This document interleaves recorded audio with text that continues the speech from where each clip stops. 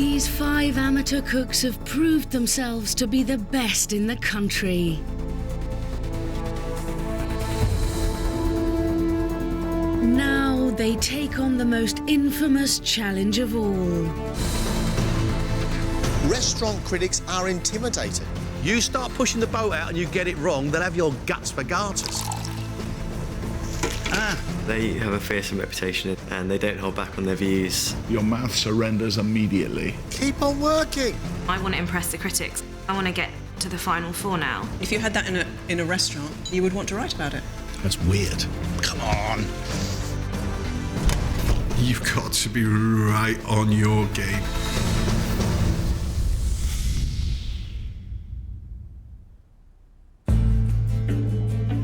Over the course of the competition, these 5 talented amateurs have pushed their cooking ability to the absolute limit. Let's crack on. Has everyone got their food on the pass, or do they need a help?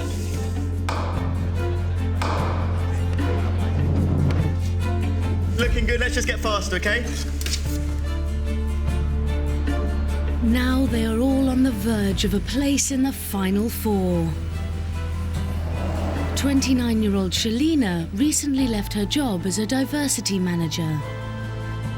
I have never put this much effort into anything in my life, so the competition is what it's all about right now.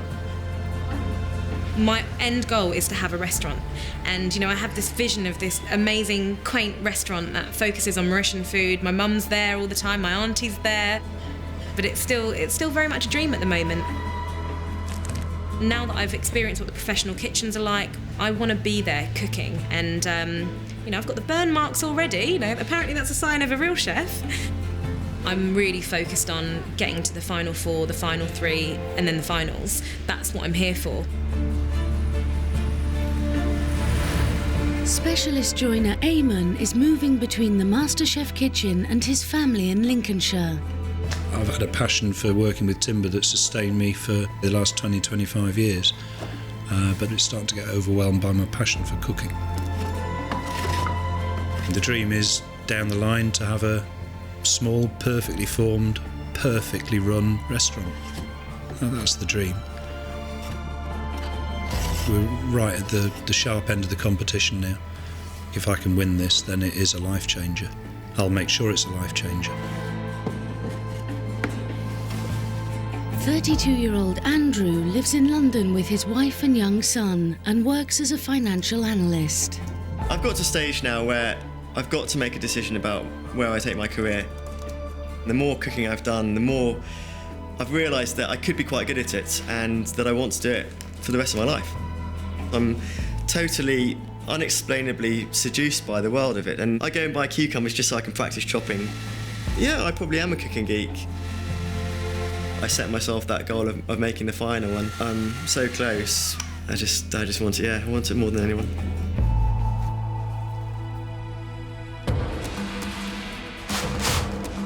Plasterer Tom is juggling the demands of his work and travelling from his home in West Yorkshire for the competition. I've been plastering for about 8 years now, but I'd sooner be a chef than a plasterer any day. I spend a lot of time thinking about food, daydreaming, coming up with recipes, which is probably why I come up with some quite weird combinations sometimes. Maybe a little too much time in my mind on my own. Every dish I'm attempting to do now, I'm pushing myself a little bit further.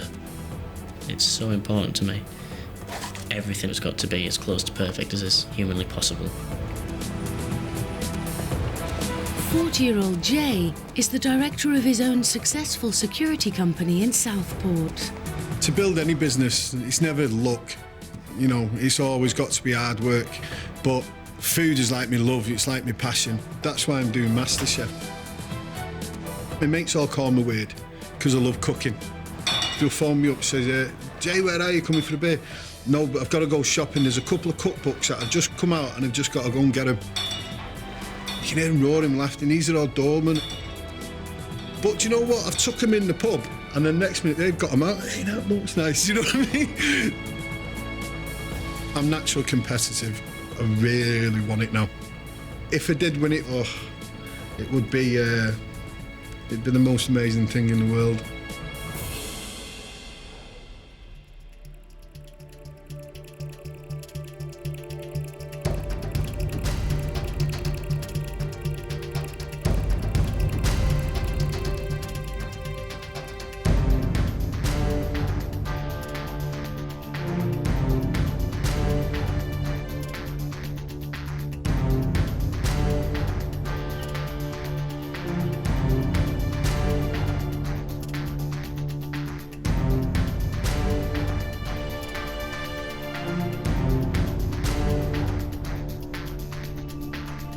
Today, you are presenting 3 courses not just to John and I, but to 3 respected restaurant critics.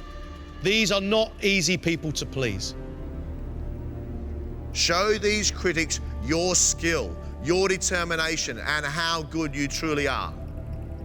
A huge amount at stake today, because right now we have 5 cooks. At the end of this, one of you will be leaving us. Your 3 courses, 1 hour and 45 minutes. Let's cook.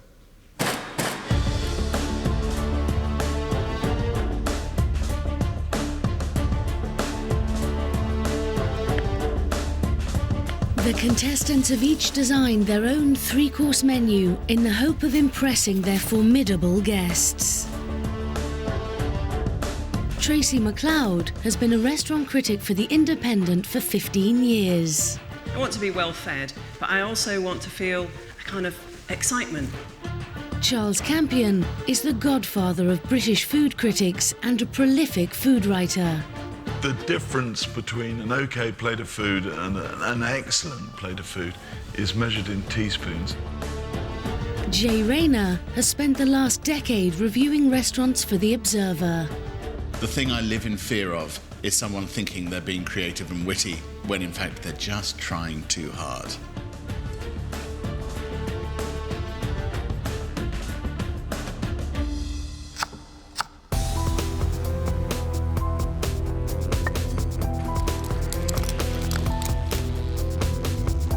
During the competition, I've wavered between trying to change my food, is this the right style? But I'm now beginning to appreciate the kind of food that I can do. I'm starting to appreciate where I am as a cook. You've combined skills and real understanding of cooking. Well-cooked lobster. I think the sauce is wonderful and rich. It's really soothing, really spicy. A lovely, lovely dish.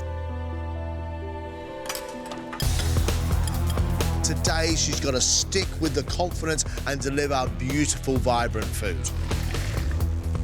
My anxiety stems from the fact that I'm cooking for the critics today. This is horrible. I've got to keep my eyes on the prize, so fingers crossed.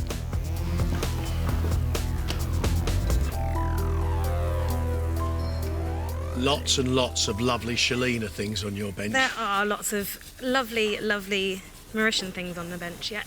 What are we going to make? I'm doing a street food starter. It's an open flatbread with dry shrimp and a chilli crab cake. The main is going to be spiced monkfish, and then my dessert is going to be a Mauritian tea ice cream with a kind of molasses ginger cake. What do you think the critics are going to make of your menu when they read it? To be honest with you, the dry shrimp is a bit of a turn-off anyway. It's a bit of a dodgy one, and it obviously smells as well. I'm going back to my roots. I'm trying to do stuff that I love, and I want to impress these guys, and I want to impress you two again. Zipping up your boots, back to your roots, to the place of your birth, back down to earth. Love your rap. That's Brilliant. so cool. Brilliant, Shelina. Listen, they're miserable in there. Make them smile. So they get a bit of Mauritian sunshine into their lives. Okay. Shelina's 3 dishes sounds really interesting. It's how she puts it on the plate. How will it actually make those critics go, wow?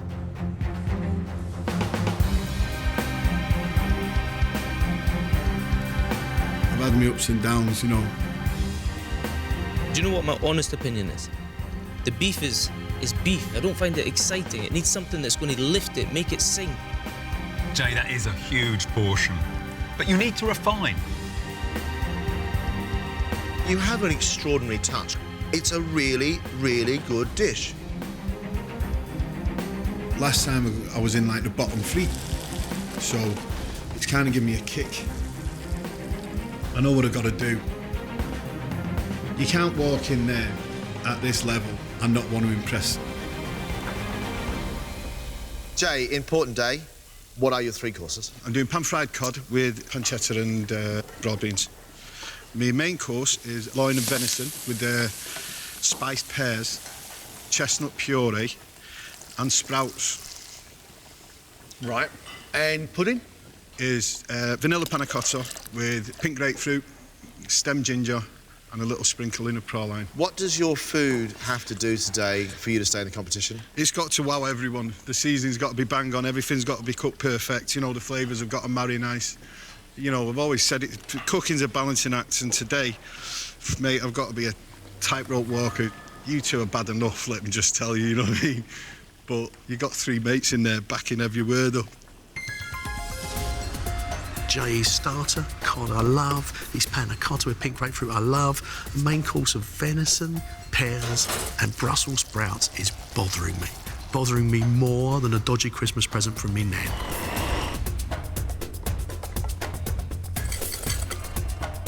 My abilities as a cook are changing so quickly. I am improving so much. I just love it. It's your inventiveness and creativity at its best. Timing's always going to be an issue. You've got great textures in there. It would be great to have a smooth, velvety beetroot puree underneath. That was the idea. That was the idea, you ran out of time. He has got to temper his creative style today with a little bit of realism. I'm doing something a little bit different. In order to show a true reflection of myself, I have to do something that I believe works. My place in the competition's riding on today, so it's a massive day for me today.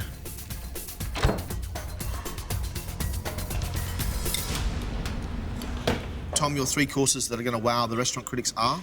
I'm doing a seared tuna with a wasabi and sesame seed crust. Then I'm doing a rack of lamb with almonds, apricots. And then for dessert, I'm doing like a millefeuille of mango and chocolate cheesecake. Tom, what about your timings today? Have you worked this out? Because that's been a failing of yours. I've worked out as best I can do. I won't know till the end. I'm still pushing myself. I'm certainly not going to go out without trying. Whoa! I don't want to go home. It's as simple as that.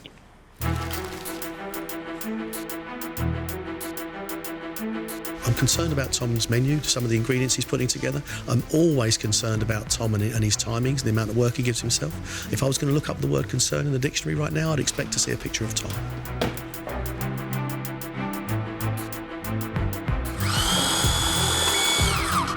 I think I do deserve to be in the final 4. I've shown right from the start that I can cook. That's cooking from a professional chef, not an amateur chef. I'm really impressed with this. But I've had a habit of overcomplicating things in the past. In my mouth now, I've got a floral, sweet, oaty fish biscuit. It's too many flavours for me. It's just not right. Right now is not the time for that. Today, I've gone for confident food and interesting food, but I don't think there's anything controversial. Andrew, a huge quantity of ingredients on your bench. I've got a lot of work to do, yeah. What are you cooking for us?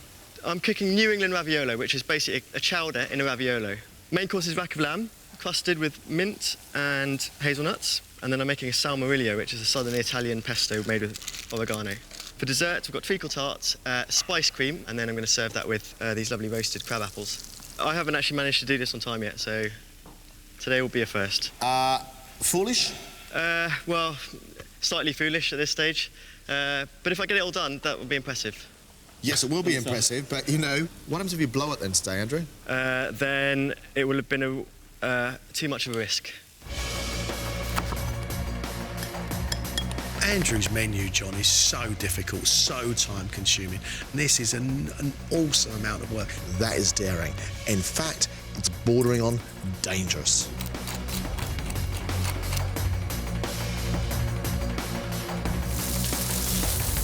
"40 minutes left."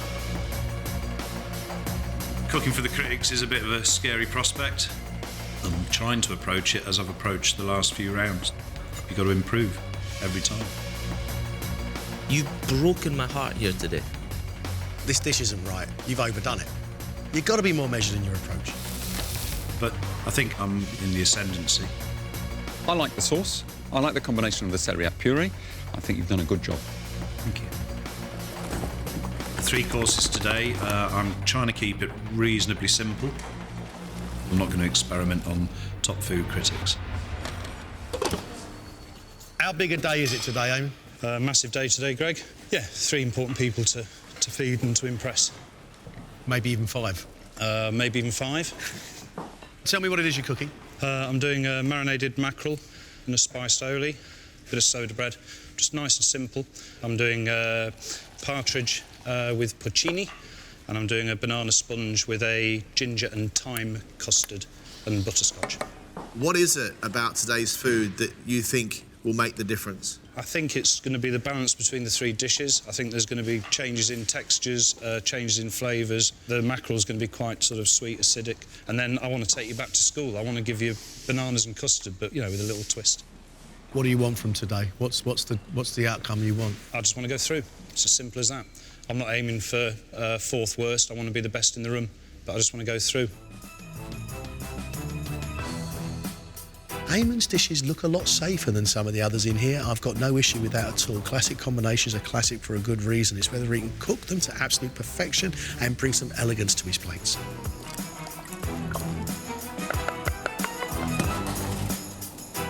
First course, 20 minutes.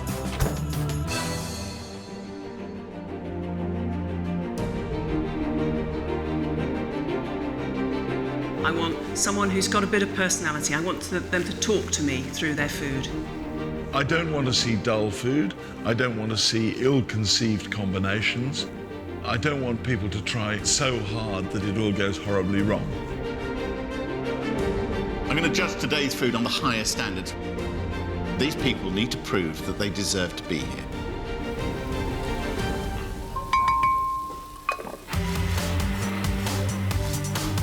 "15 minutes before your first course. 15 minutes. I think we're all feeling about Shelina's menu that it's got some potential surprises in it, even for our jaded palates.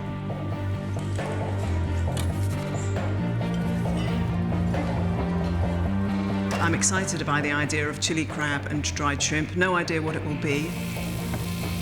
If she's cooking in a tradition that she really knows, that could be marvellous stuff. This is nice. How much more you got to do? The crab cakes need to cook 2 minutes, probably. Yeah, they're in there.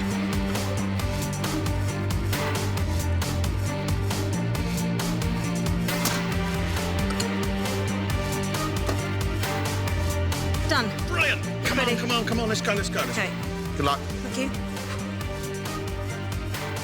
Do you think they'll moan it's too small? Hello.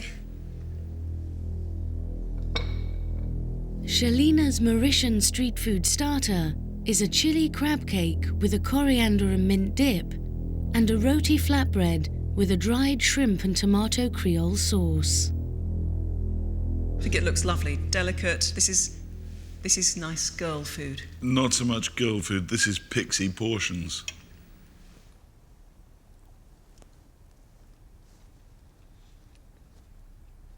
The crab cake's fantastic texture and crunch to it, and the little dipping sauce is wonderful. I thought there was very good contrast between the crispy bread and the fresh greens in there. Worked really well with the shrimps. I liked every element. There's serious cookery skill here. There's a woman who knows what she's doing. I love it. That little crab cake is a ferocious little chili rocket. The little flatbread with those salty dried shrimps and tomatoes, absolutely delicious. I think the whole thing could probably just do a little bit more chili. The main course, spiced monkfish on red lentil dal with tomato and coriander sauce. It'll be about how finely tuned her spicing is. We need those mains in 15 minutes.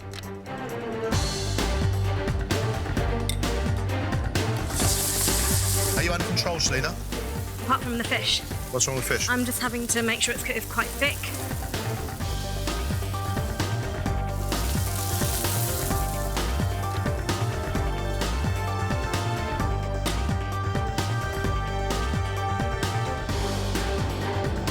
Okay, with the fish? Yeah, it's fine. Good. Well done. Let's go. Smile.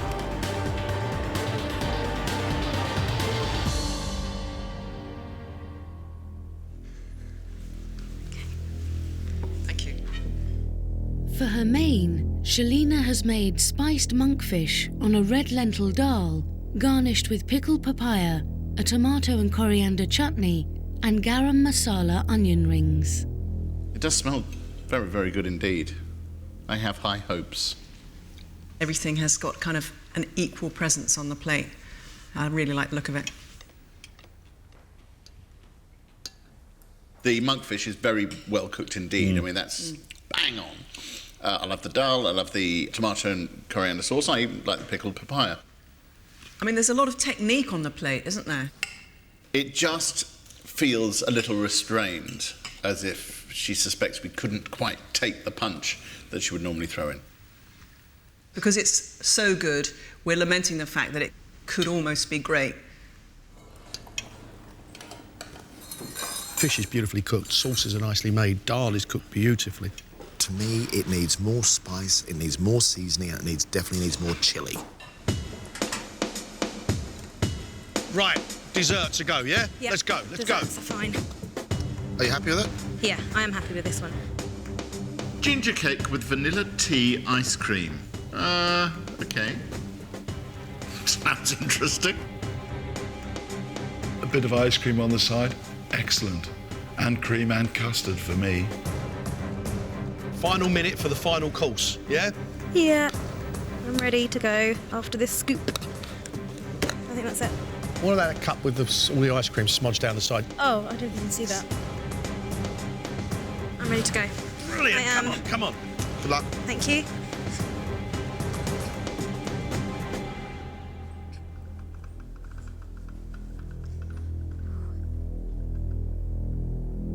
Her dessert is a molasses ginger cake drizzled with a rum and cardamom syrup with a sweet vanilla tea ice cream.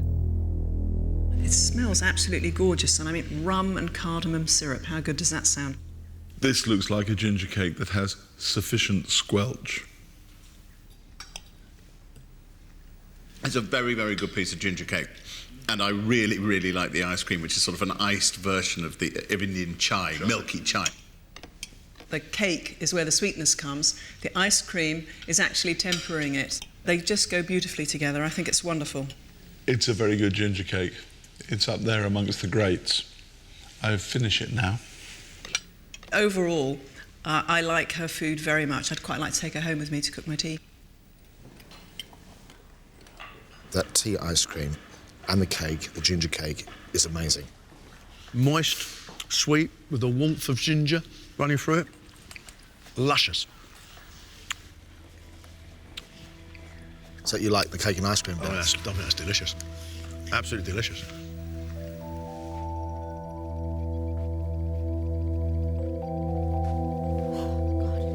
I wanted to be so happy with everything that I give to them, and I just wasn't.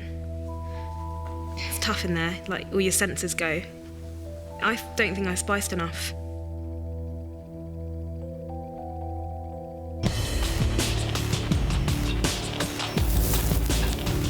Jay, you're aware you've got 8 minutes, are you? No. Yeah. All right. I'll look more scared than you do. Fair enough. Okay, good. His starter, fish and minted peas. There's nothing to scare the horses here. It is a pretty conventional dish, but I wonder if he's going to do something a little bit different with it. Jay, John looks nervous. You sure that fish is cooked? If it's not by the time I plate it up, then it's going back on for literally 10 seconds. Happy? I think that's there. Good. As soon as that fish hits the plate, we've got to go, yeah? Good to go. Go on, son, that looks lovely. Go and knock them dead.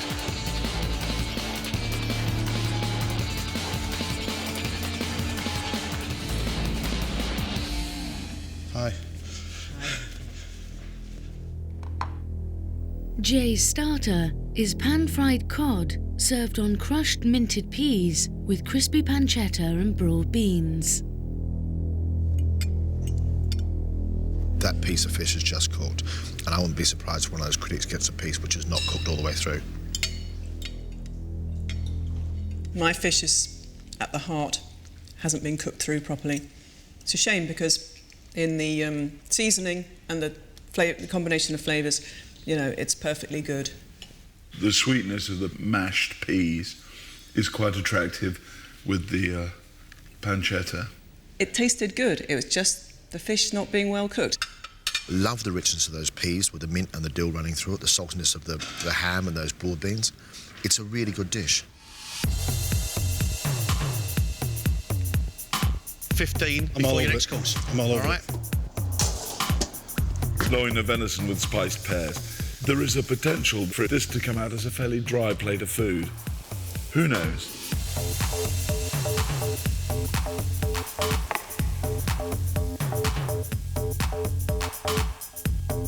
You've got just over a minute to finish off, yeah? Okay.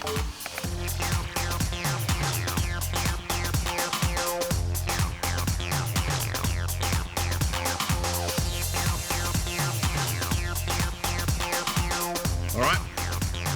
1 second, gentlemen. Can't take any dirty plates. OK, good to go. Go. Let's go, mate. Well done. Thank you.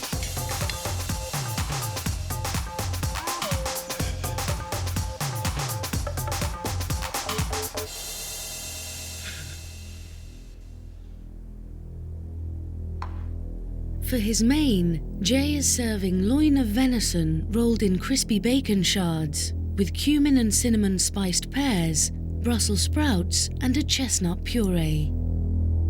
I do like venison rare, but this looks like it's merely been seared around the outside. I suspect that if I put a few volts of electricity through this, I could get the muscle to twitch.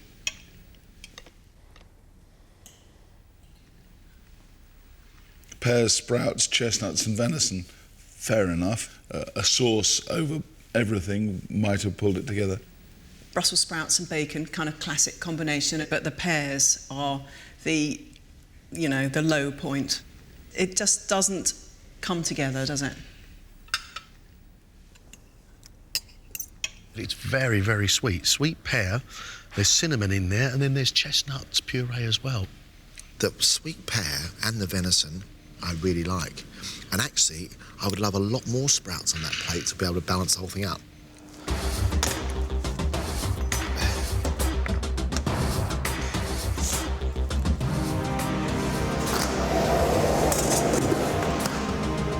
Minutes, okay, desserts. Gotcha. You happy with everything? Yeah. Jay's dessert, vanilla panna cotta with pink grapefruit and stem ginger. I really like panna cotta. It's one of my favourite things. I wouldn't think of putting pink grapefruit together with stem ginger.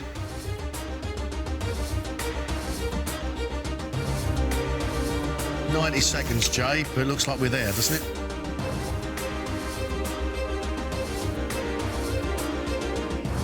Good, love it. On time again, well done.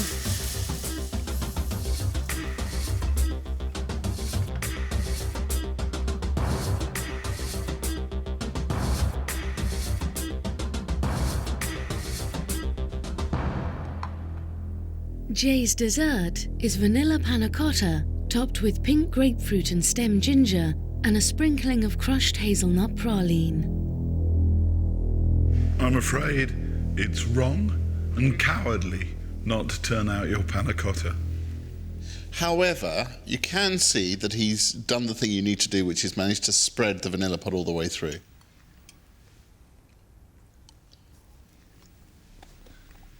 Panna cotta is fine texture-wise, isn't it? It's just so odd to have such a sharp, biting flavour as fresh grapefruit. The panna cotta mix does set relatively well. I just don't think this combination of things makes for a very good pudding. It's a really, really lovely panna cotta that's like absolutely full of really nice, warming vanilla. And then there's a really sharp but sweet pink grapefruit. And it's hard to blend the two.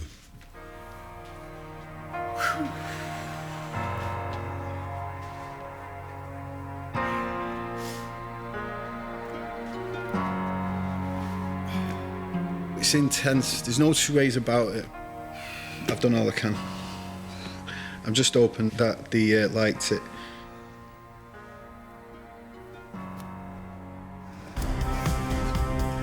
"12 minutes, yeah, Tom? 12.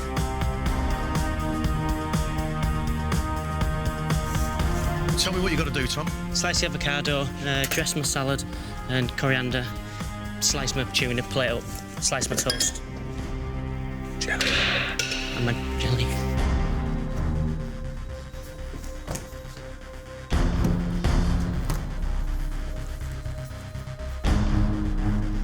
Come on, mate, we're gonna move now.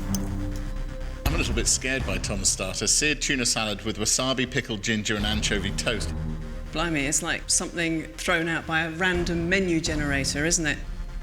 It will either be magnificent or it will be ghastly.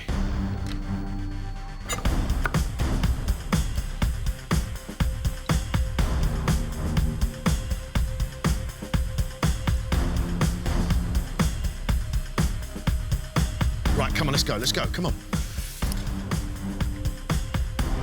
That's weird.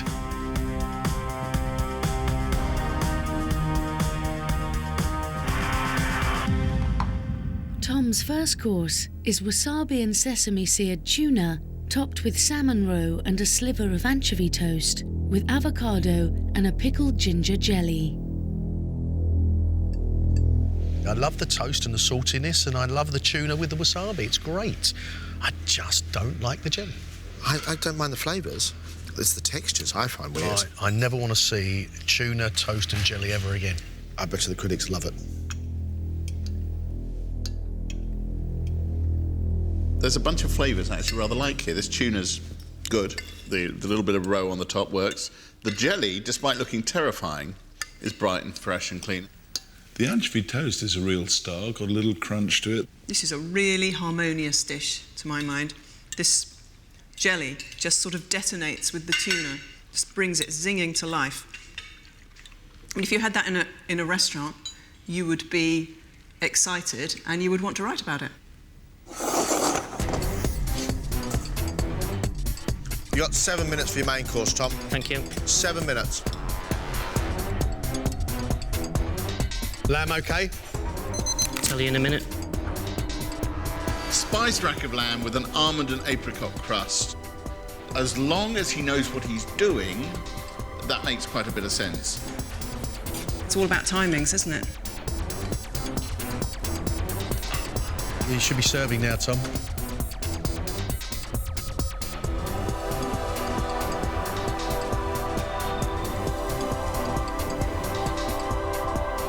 Let's go. Well done. Come on.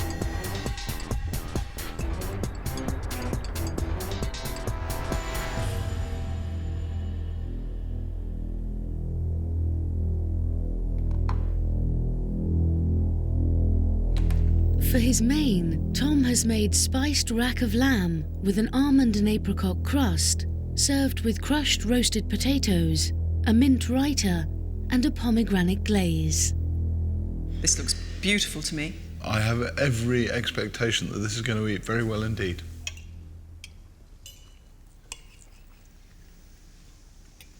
The lamb is fantastic. I love the use of the pomegranate seeds. Even the potatoes, which is a very simple idea, they work too. It's so satisfying because there's so many textures going on. The little drop of acidity you get from pomegranate seeds is just terrific. It's very difficult to say anything but good things about this dish. Isn't it nice when a plan comes together?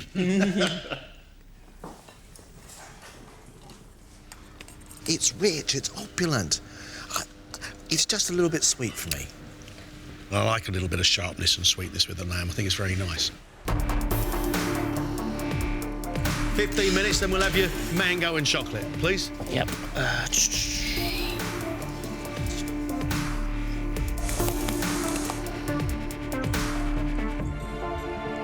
It's a mysterious sounding thing. Can't quite work out what it's going to be. I don't think that mango goes particularly well with chocolate. I worry that this is a little too complicated for its own good.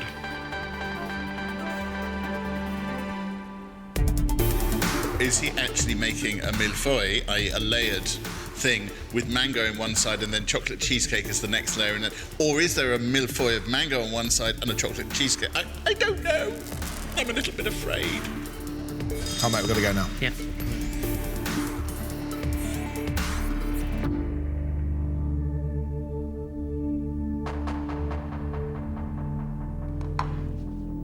Tom's dessert is a millefeuille of mango and chocolate cheesecake, layers of crushed amaretto biscuits, vanilla mousse, chocolate ganache and diced mango, dressed with mango puree and nuts.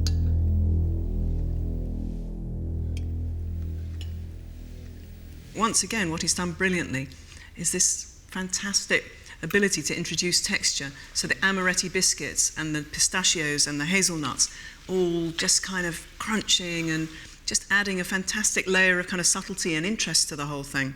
I'd take back everything I've ever said doubting the marriage of mango and chocolate. I thought they worked together really quite well. I think this is a nice pudding. I said at the beginning I wanted to see personality on the plate, and I feel we really got that from Tom. There's toasty nuts, there's the flavour of amaretti biscuits, there's chocolate, there's a fruit of a mango as well. Very nice. It's interesting textured, it's fun. I actually quite like it. Yeah, I like it. I like it.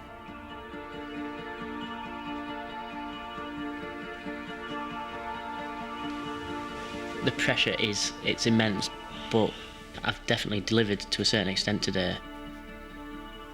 I just hope that they think there's something in me that's worth, developing.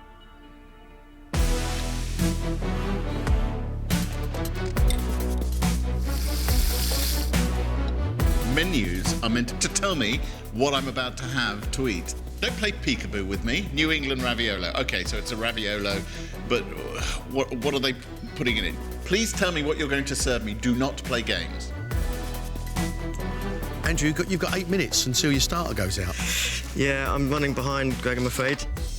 Your first dish is the ravioli, right? Yeah. And this is the ravioli? Yeah, this is the ravioli. How about the... Doesn't take long to cook. Yeah, but how about the things you've got to stuff them with? Where are they? That's here. Are they all done? Yeah, that's all done.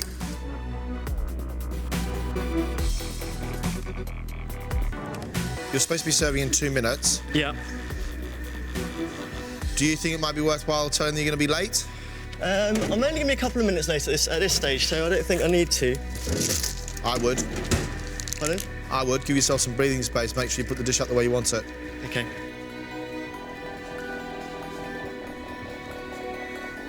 OK, Andrew, go and tell them, mate. You've been late. Yeah.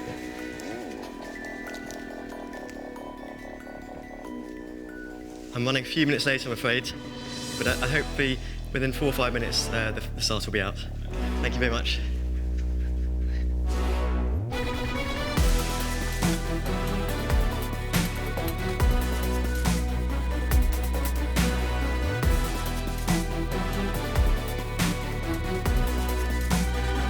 Come on, Andrew, let's go, mate. Yeah. Right now, you're 7 minutes over.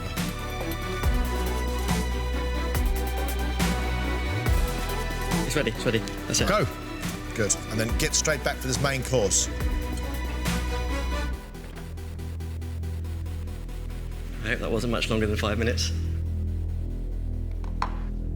Andrew's starter is based on the flavours of a New England clam chowder, with a scallop and potato-filled raviolo, a clam and sweet corn velouté, leek fondue and crispy bacon. The pasta is beautiful. Those parcels wonderfully filled. Saltiness from the clams, a little tiny hint of scallop, and then the leek running through the whole lot. I think it's a very, very good dish. If truth be told, it's one of the most ambitious dishes here today, and it's very skillful.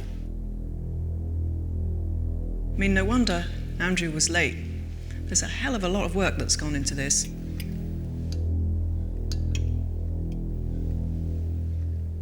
Taken as a whole, I think this works. There is a riff on the flavours of New England here. It's all there. It's rather sweet. You look like you swallowed a wasp.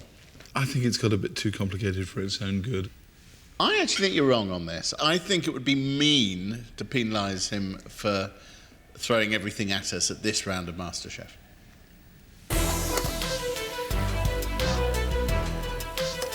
Crusted rack of lamb sounds fair enough. Celeriac puree is a nice thing. Rainbow chard is a pretty thing. Salmorillo is an unknown thing. I've met an awful lot of ingredients, and when you start throwing words at me that I don't know, I get a bit tetchy. He could have just told us what it is. This is your 4-minute warning.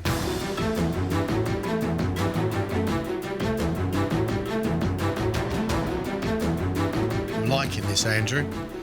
I'd like it a lot more if it was quicker. Right, finishing touches now, mate, please. Yeah. What else to go on the plate? Sauce.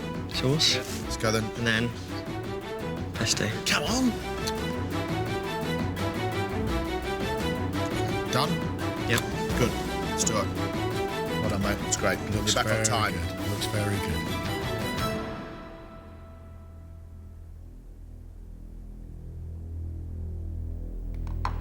Andrew's main is rack of lamb with a mint and nut crust, served with rainbow chard, celeriac puree, lamb sauce, and a samarillo dressing. What is samarillo? It's a southern Italian pesto made from oregano. Thanks.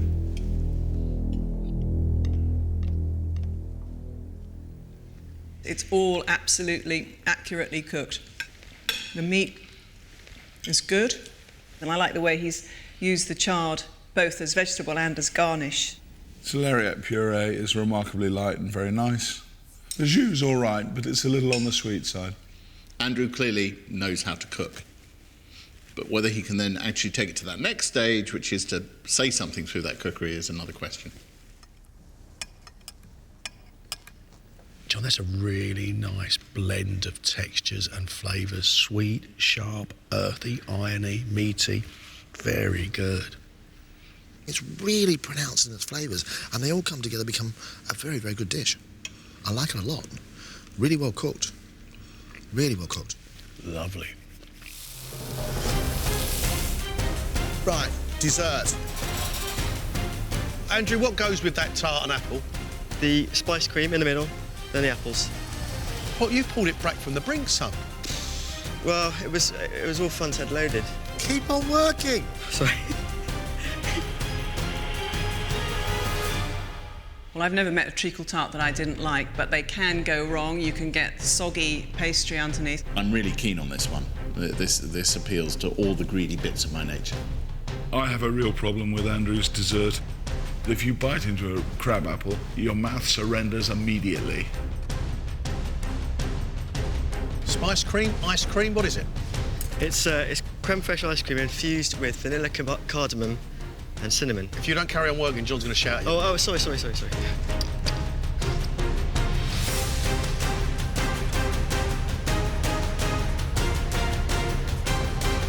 that it? You finished? Yeah. Good. Come on then, let's go.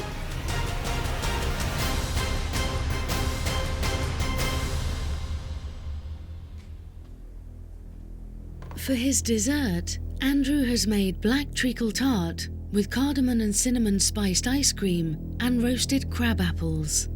These little chaps have been dipped in sugar of some description. I don't know whether that will save them or not, or whether they'll be sharp as hell.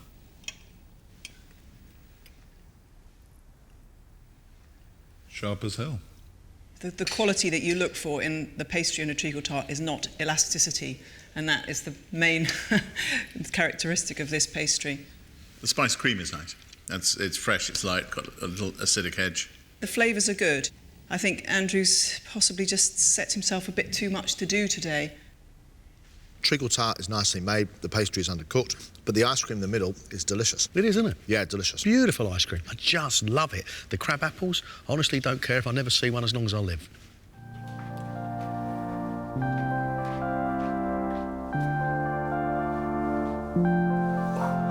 I was 10 minutes late for the starter, but I had so much to do for the later courses and had to get it done, but otherwise everything was going to be late. From the perspective that I think that genuinely is a tough challenge, I think I did okay.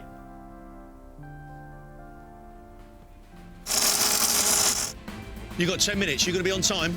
10 minutes for the starter, on time. Don't let me down. Each of these three things, marinated mackerel, soda bread and aioli, have to be bang on, or it's a disaster. For the mackerel to have taken on the flavours of the marinade in that short time, this is quite a big ask. We've got 5 minutes, Eamonn. What have we got left to do? For the starter, I've just got to get the mackerel on the plate. Aioli, has that turned out OK? Yeah, I'm happy enough with it. Should have a bit of kick in there, I know that. Nice. Come on, Eamonn. Well done, Eamonn.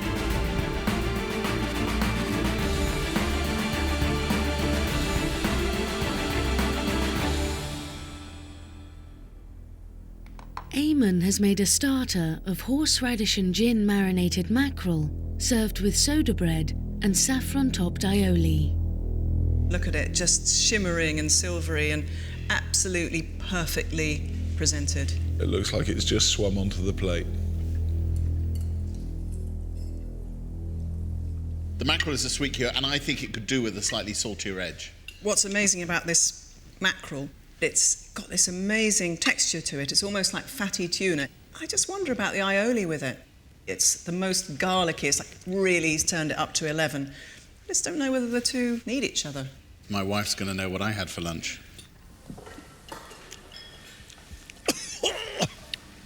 That aioli is so strong, so garlicky. It's like munching down on a raw garlic clove, and it's overpowering everything.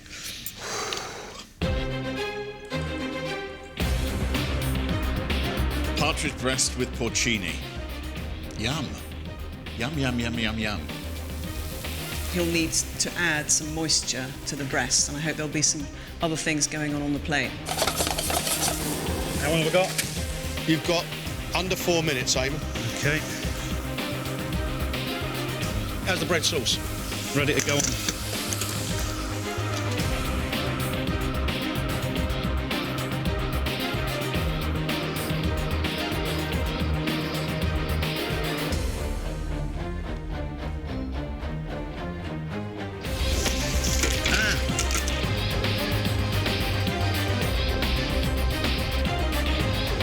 Right, we going? We're going.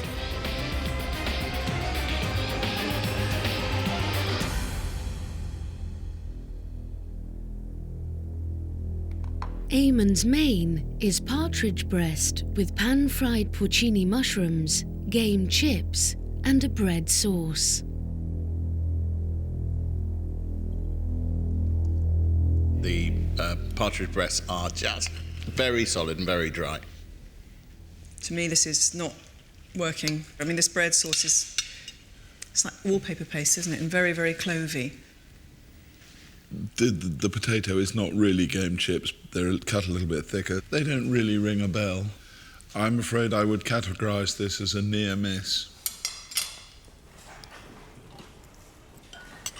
Bread sauce for me is just a little bit wishy-washy. The mushrooms are lovely, and my bird is really, really dry. For me, it's that gravy that is made with pork that's really holding the whole dish together.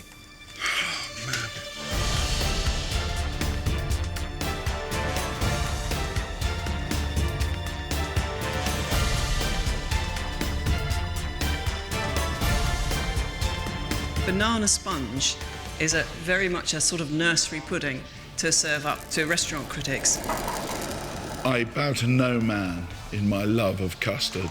Adulterating it with ginger and thyme will either be magnificent or a disaster. Come on. Eamonn, 3 minutes. Thank you, Greg.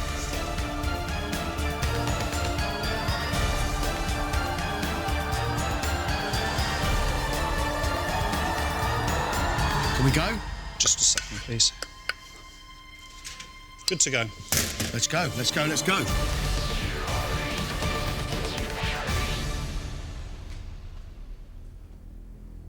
Eamonn has served his banana sponge in a bowl of ginger and thyme custard, topped with butterscotch sauce and caramelised bananas. This looks a bit like something I would arrange to try and make my children eat something they didn't want to eat.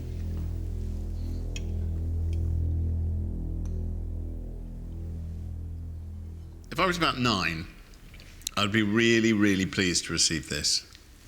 This isn't really a sponge so much as a rather dense textured cake. The custard, I am getting thyme, getting a bit of ginger. I'm also getting quite a lot of aioli from his first course, unfortunately. I don't think the people who make that nice custard in packets will be quaking in their boots. The cake is really heavy, and those bananas, which are half cooked but just glazed with sugar, and the butterscotch sauce just make the whole thing quite cloying. Bit too thick and sweet, even for me.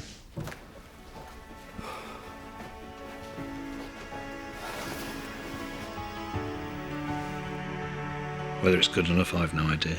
I have no idea. But it's a push, it's a rush, you know. We just have to wait and see.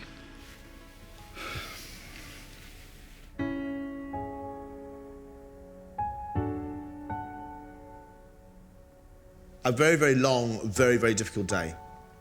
Our decision is not going to be easy. I'd still say we got some extraordinary food. I had some fabulous dishes.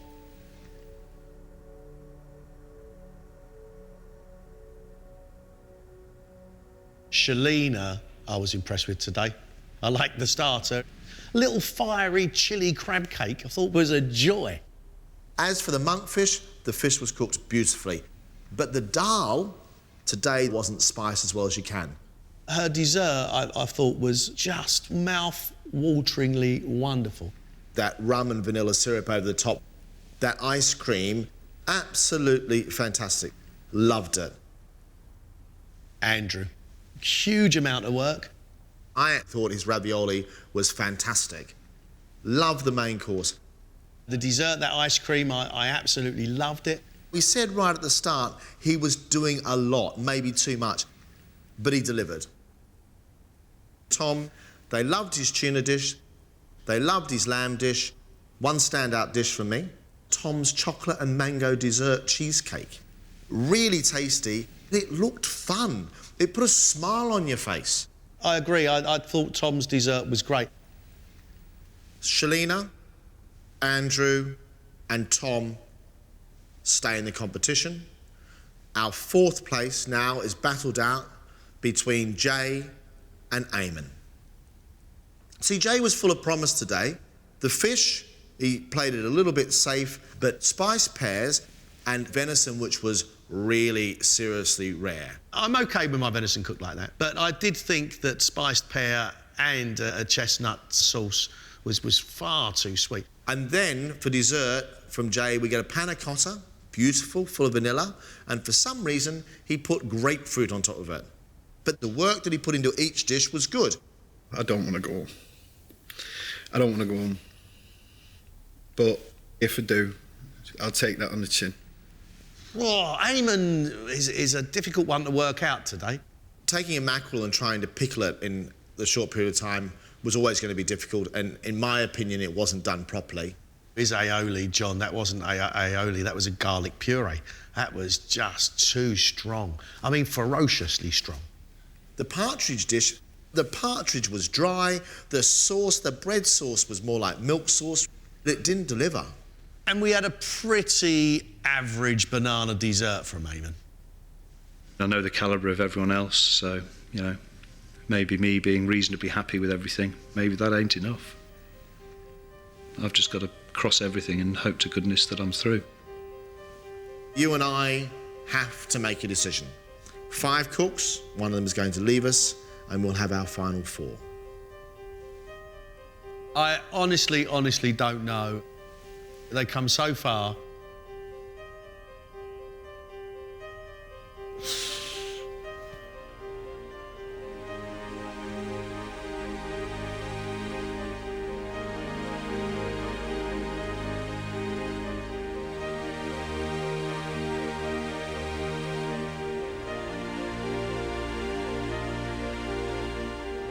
You 5 have been extraordinary throughout this competition and demonstrated some real skill, proper tenacity, real determination, and that makes today's decision even tougher. The contestants that are staying in the competition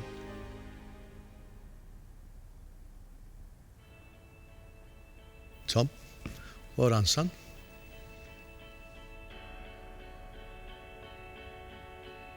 Shelina, great job. Great job.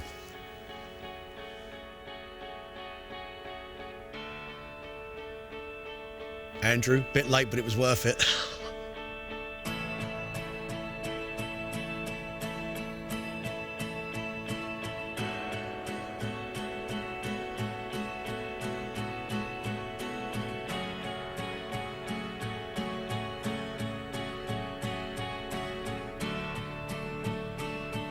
The contestant leaving MasterChef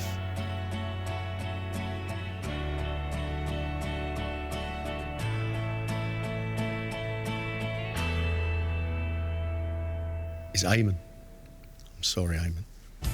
Sorry, Eamonn. Okay, guys. Thank you very much.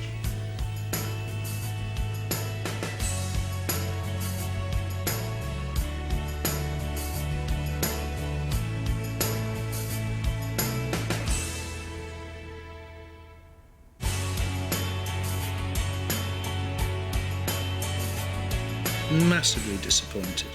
Massively disappointed. 4 great cooks out there. One of them's going to be MasterChef champion and it ain't going to be me. But it's been a ball. A total ball.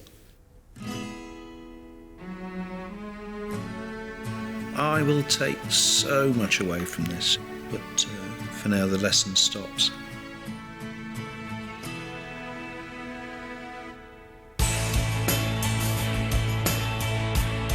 It's awesome. It's really awesome. I wish I could describe it, but I can't. Just feels better and better, and then to be part of that gang, just it's magic. It's just fantastic. Final 4. Cannot believe that I'm in the final 4. It's amazing.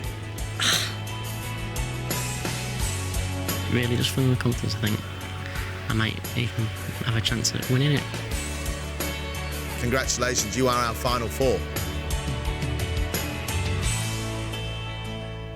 We are about to give you the masterclass of your life. We are taking you to Thailand.